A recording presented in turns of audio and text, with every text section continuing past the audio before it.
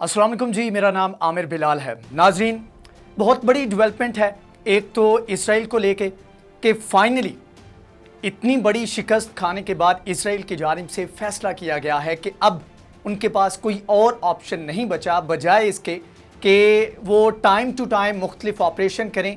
अब फाइनल कुन एक आखिरी फैसला करने का, आखिरी जंग लड़ने का वक्त आ चुका है और वो फैसला क्या है? वो है गज़ा के ऊपर कब्जा करने का। इसकी डिटेल आपके साथ शेयर करूंगा। उससे पहले ईरान की जानिब से न्यूक्लियर बम बनाने की तरफ एक और बड़ा कदम उठाया गया है, जिसके ऊपर यूएन सिक्योरिटी काउंसिल के जो मेंबर हैं उनमें जर्मनी और फ्रांस है, इनकी जानिब से और अमेरिका की जानिब से तहफ़्फ़ुज़ात का इजहार किया गया है और बड़े इक़दामात का इंदिया दिया गया है। ये बड़ी डेवलपमेंट क्या है, सबसे पहले इसके ऊपर बात कर लेते हैं। अल जज़ीरा के मुताबिक यूएस और यूरोपियन पावर्स जो हैं उन्होंने तनकीद की है, मुज़म्मत की है ईरान के यूरेनियम मेटल डिसीजन की। US European powers condemned Iran uranium metal decision, Al Jazeera लिखता है। और इसमें कहा गया है कि ये जो कदम उठाया गया है इसके ऊपर अब ईरान जो है वो एटम बम बनाने के मज़ीद करीब हो जाएगा।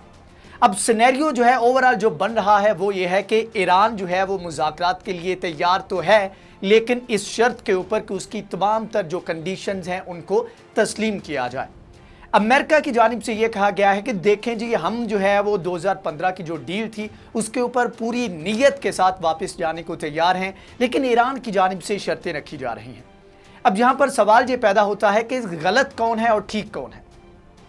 अब इसके ऊपर अगर फैक्ट्स की बात करें तो उसमें आप समझ सकते हैं कि 2018 में जब डोनाल्ड ट्रंप की जानिब से विथड्रॉ किया गया तो 2015 की जो डील थी उसकी जो कोर वैल्यूज़ थी उनको वायलेट किया गया। अब अमेरिका के पास डिक्टेट करने के लिए कोई इखलाकी जवाज़ मौजूद नहीं, लेकिन बहरहाल दीगर जो ममालिक हैं सिक्योरिटी काउंसिल के, यूएन की, उसके जो जितने भी मेंबर्स हैं वो समहाउ अमेरिका के इशारों के ऊपर चलते हैं और वो एक तरह का प्रेशर 2018 के बाद उन्होंने एक बनाए रखा ईरान के ऊपर। अब ईरान ये कहता है कि देखें जी, आपने वायलेशन की, आप पहले तो ये तस्लीम करें कि आपने वायलेशन की और उसके बाद जो आपने पाबंदियां आयद की उनको ख़त्म करें और पेनल्टी के तौर पर एक तो 2018 के बाद की पाबंदियां ख़त्म करें। और आयतुल्लाह ख़ामनाई जो थे उन्होंने कहा कि तमाम तर जो पाबंदियां 2015 के बाद जो लगाएगी उन पाबंदियों को भी ख़त्म किया जाए। तो ये कोर मुतालबा है। अब जब इन मुतालबात के ऊपर अमल दरामद नहीं किया जा रहा तो ईरान जो है डिफरेंट स्टेप्स उठा रहा है।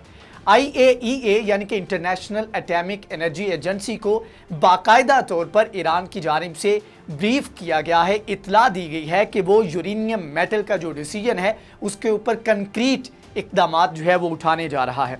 इसमें लिखा गया है to the move takes Iran a step closer to the development materials that could be used to make a nuclear weapon. मतलब कि ये जो कदम है ये ईरान को और नज़दीक ले जाएगा, क्योंकि एक यूरेनियम मेटल जो है उसको बनाना पड़ता है ताकि जो यूरेनियम की जो इनरिच्ड है, जो कि अफजोद करदा यूरेनियम है, उसको कंटेन कर सके। तो इसके ऊपर मज़ीद कहा गया, It is worrying that Iran chooses to escalate its non-performances of its nuclear deal commitments, especially with experiments that have value for nuclear weapons research. इनके न्यूक्लियर वेपन की रिसर्च के लिए जो कि अहम इकदाम है उसके ऊपर जो है अमल पैरा हो चुका है ईरान। और इसके ऊपर यूएन की सिक्योरिटी काउंसिल के जो स्पोक्स पर्सन है स्टेट डिपार्टमेंट के, उनकी जानिब से नेड प्राइस ने मजीद कहा, Iran invite to the IAEA, इसने ये सारी इतलात दी और इसकी तस्दीक जो है वो किसने की? वो की है कज़ीम गरीब आबादी ने। ये खबर जो है उसको कंफर्म किया है और कहा है कि first silicide fuel plate will be produce soon using 20% enriched uranium for medical purposes. अब यहाँ पर यह कहा गया है कि मेडिकल पर्पस के लिए इसको हम इस्तेमाल कर रहे हैं। अब इसके ऊपर यूके, फ्रांस और जर्मनी का जो बयान आया है उसमें उन्होंने कहा है, Iran has no credible civilian need for uranium metal R&D and production which are a key step in the development of a nuclear weapon। मतलब यह है कि ये जो कदम उठाया गया है ये न्यूक्लियर वेपन बनाने के लिए है। इसकी मेडिकल की फील्ड में कोई क्रेडिबल जो है जस्टिफिकेशन ईरान के पास नहीं और ना ही ईरान को इस चीज़ की ज़रूरत है और इसके ऊपर जो है मज़ीद इक़दाम का मुतालबा किया है। इसके ऊपर जो है JCPOA की जानिब से कहा गया है कि we strongly urge Iran to the halt all activities in the violation of the agreement without delay and no return to the negotiations in Vienna with a view to bringing them to a swift conclusion. ये statement में कहा गया है और इसके ऊपर Iran से कहा गया है कि अगर आप इनके ऊपर इम्प्लीमेंट नहीं करते तो आपको इसके नतायज जो हैं वो भुगतना होंगे। अब दूसरी तरफ, एक तरफ तो ईरान के ऊपर ये पूरा जो है वो प्रेशर बिल्ड किया जा रहा है, सारे ममालिक इकट्ठे हो जाते हैं। अब दूसरी तरफ जहां पर ये तमाम तर ममालिक अमेरिका को छोड़ के UN के जितने भी ममालिक हैं, UN के अंदर जितने भी ममालिक हैं, बज़ाते खुद इदारा UN जो है वो इस चीज़ को मानता है कि फ़लस्तीनियों की जो स्टेट है, जो कि डिवीज़न की गई थी UN की जानिब से, उसके ऊपर जो वेस्ट बैंक का इलाका है वो भी गैर कानूनी तौर पर वहाँ पर इजरायली काबिज़ है। लेकिन जब बयानात आते हैं उसके ऊपर जो है कदम नहीं उठाया जाता। एक बहुत बड़ा बयान जो है वो रिसेंटली जारी किया गया। अब देखें, पाकिस्तान और दीगर जो ममालिक हैं, हम यहाँ पर जो है हमारा मैक्सिमम ये होता है कोई इशू बनता है उसके ऊपर कमेटी बन जाती है और उसमें भी ऐसे लोग होते हैं जिनकी क्रेडिबिलिटी के ऊपर जो है सवालात उठ खड़े होते हैं। लेकिन ये ममालिक जो है कोई भी कदम उठाने से पहले मुकम्मल रिसर्च करते हैं, पूरे इदारे बनाए गए हैं और उसके बाद उसके ऊपर कदम उठाते हैं और उनकी रिसर्च के बेस के ऊपर तमाम तरह ऑप्शंस को देखा जाता है, उसके बाद कदम उठाए जाते हैं। मिडल ईस्ट मॉनिटर के मुताबिक Israel security institute Israel needs to occupy Gaza to deter Hamas.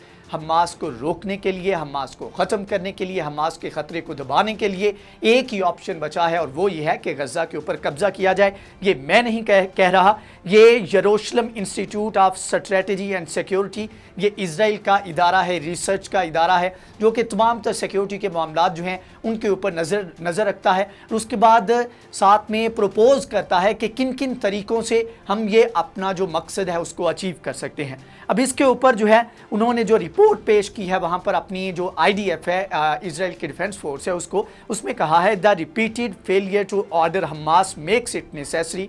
अब यहाँ पर जो बात गौर तलब है कि मुकम्मल कोशिशों के बाद जो फेलियर्स का सामना करना पड़ा है, मतलब यह है कि खुद तस्लीम कर रहे हैं कि अभी तक हमास को हम जो है वो डिटेन नहीं कर सके, हमास को हम रोक नहीं सके, हमास का जो असर है उसको कम नहीं कर सके। और इसका मतलब यह है कि रिसेंटली 11 दिन की जो बम्बारमेंट की गई उसके बाद जो कहा गया कि हमने अपना मकसद अचीव कर लिया, तो वो मकसद जो है वो अचीव नहीं हुआ, उसकी तरदीद जो है ये इदारा कर रहा है। इसमें कहा गया जी Hamas makes it necessary for Israel to occupy the Gaza strip and overthrow the Palestinian Islamic resistance movement. इसके ऊपर एक और बात कही गई कि हमें मुख्तलिफ जगहों के ऊपर जो हमें थ्रेट्स हैं उनके ऊपर स्टेप बाय स्टेप जो हैं वो इक़दाम उठाने होंगे। सबसे पहले जो ज़्यादा ज़रूरी है और वो ये है कि ईरान का जो न्यूक्लियर प्रोग्राम है उसको रोका जाए, उसके ख़िलाफ़ जो है इक़दाम उठाए जाएँ ताकि एक बड़ा जो थ्रेट है उसको अपने सर पर आने से पहले ही उसको ख़त्म किया जा सके। तो ये इतने बड़े लेवल के ऊपर जो है इतना बड़ा इदारा जो है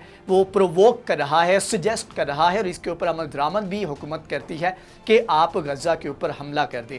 मतलब यह है कि इतना बड़ा बयान आया लेकिन इसके ऊपर आपको ना UN की जानिब से बयान सामने आया गया, ना किसी इंटरनेशनल इदारे की जानिब से, ह्यूमन राइट्स के किसी इदारे की जानिब से इसके ऊपर बयान आपको देखने को मिलेगा। ये वो सूरत हाल है, ये वो दोगलापन है इन इदारों का, इन बड़ी पावर्स का। जब मुसलमानों की बारी आती है, सप्रेस्ड जो कम्युनिटीज़ हैं उनकी बारी आती है, जब तक इनका मफाद नहीं आता तब तक ये उसके ऊपर नहीं बोलते। बहरहाल आज की वीडियो से इतना ही। अगर ये वीडियो आपको पसंद आई है तो इसको लाइक करें, शेयर करें, हमारे चैनल को सब्सक्राइब करें।